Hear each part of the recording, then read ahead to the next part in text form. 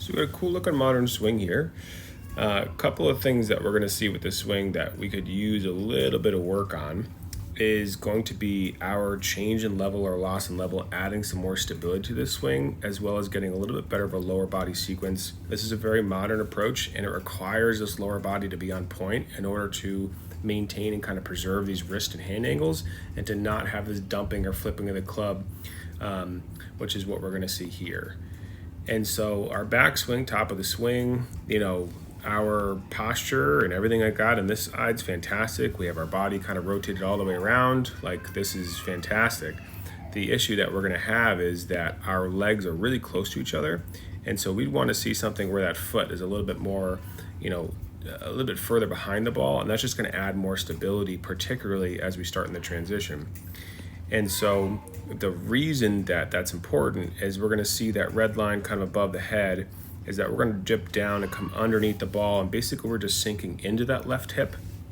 We're having a lot of knee flex on that left side, and we're not having any real extension of it until after we hit the ball. It doesn't really happen until basically there. We can see that foot start to really rotate around, that left foot in general.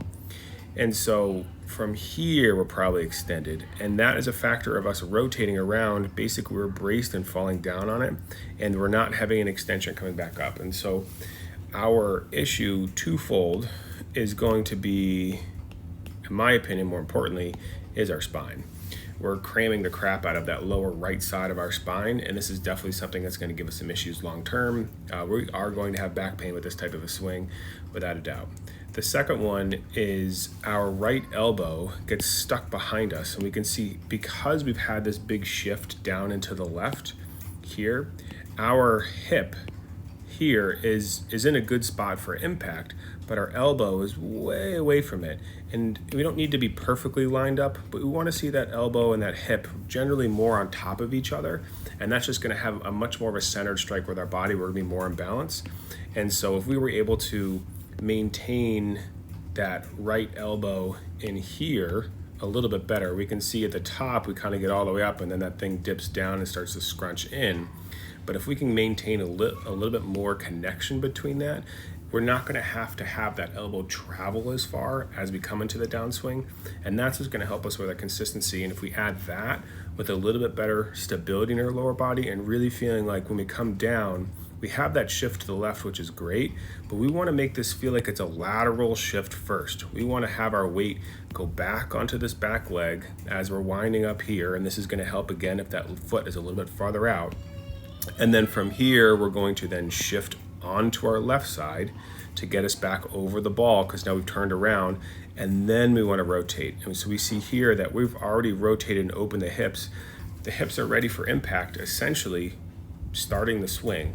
And so now we've prepped our hips for it, we've really cleared it, and then now everything else has to come behind us. And that's the problem, is we're having them go too far and too fast right off in the beginning. We need to have a bit more of a little hold, and then allow that energy to kind of propel each other component of it, versus having the hip energy basically waste itself right away. And then we're going to decrease and decelerate as we go down, which is going to cause an awesome extension position here. But now the hands are in such control that what we're going to see on the other side is that this left wrist is now extended. We haven't had any forearm rotation or clearing, and we'll see that quite well as we come through on this side. As we can see, zooming in here on this hand, is that our left wrist is very extended, and so it's fine to have. Don't get me wrong, there's some great players that do that, but I think all of these things are just indicative of a few big key points. And that, most importantly for me, just looking at that back, is maintaining our level, getting our weight shift properly, and getting that right elbow to get in front of us in the swing, so that we're not having to kind of compensate with a lot of other areas through. The question here on Reddit was, well, how can I get my hands deeper in this position, and would that help? And because we're so laid off, even if we had the hands, here, let's use a different color. Even if we had the hands over in this spot, or even lower, let's just say that's back there, if we maintain this amount of separation, it's not going to matter. And if we get even more laid off or have the hands even more behind us. And if we get into a position here where that elbow is still behind us and now our club is just basically lower, so our plane of our club is, say something, something along these lines as we come towards impact, it's not going to change anything. Our hips and everything are way too activated for the rest of our body to catch up, and the only way we're going to do that is by flipping it and saving with the hands. And so this is like the classic Olay position that Tiger Woods talked a little bit about with Butch, where they really tried to not get in this position. This is the thing they never really wanted to get to. They wanted to have the hands and the club in front of their body the whole time, and to feel like that rotation of the hips is what's whipping it around and closing it, and it's not the thing to prep to basically have the hands come in and smack it.